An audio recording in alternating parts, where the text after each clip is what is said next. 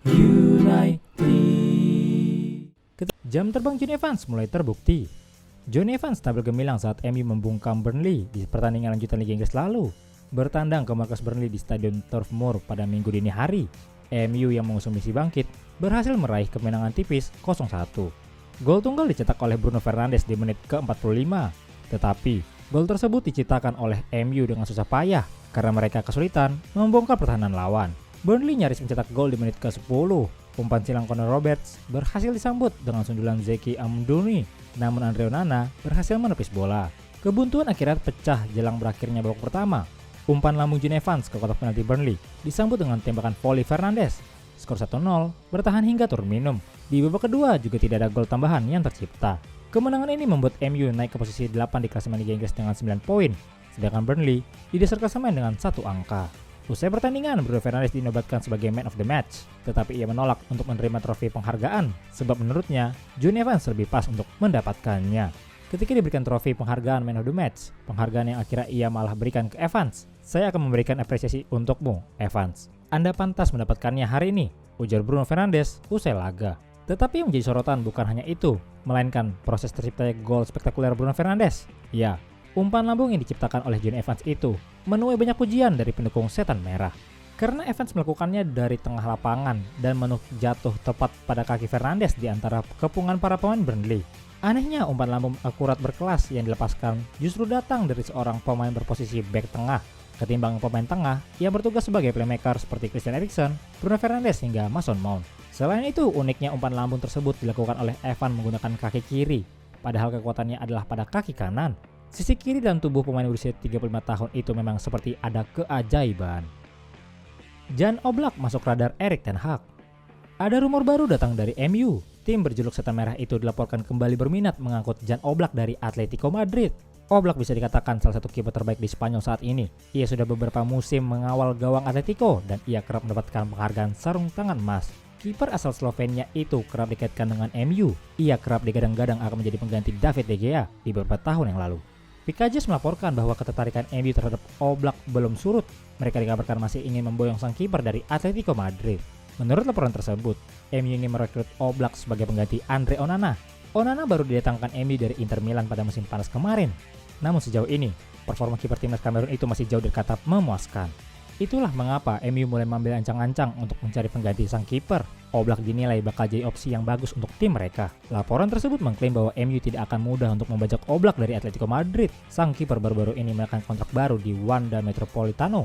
Ia akan membela Pangelos Rojiblancos hingga tahun 2028 mendatang. Alhasil, jika MU nekat untuk membajak Oblak, maka mereka harus siap mengucurkan dana dalam jumlah besar untuk sang kiper.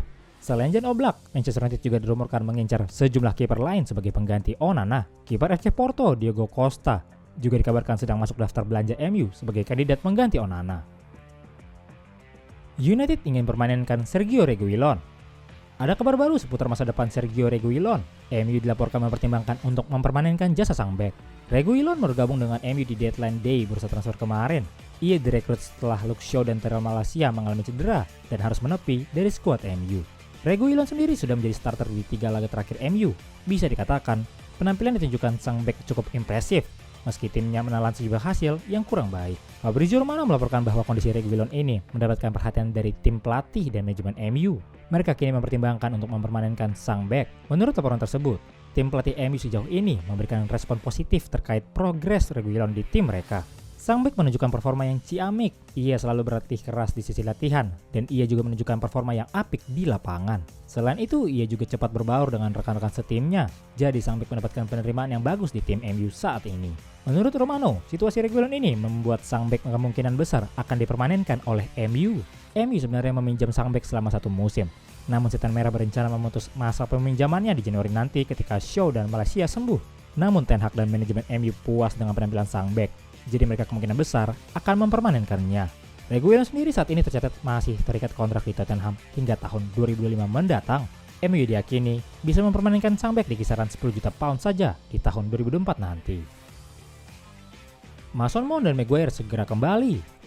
Ada angin segar berhembus bagi MU jelang pertandingan kontra Crystal Palace.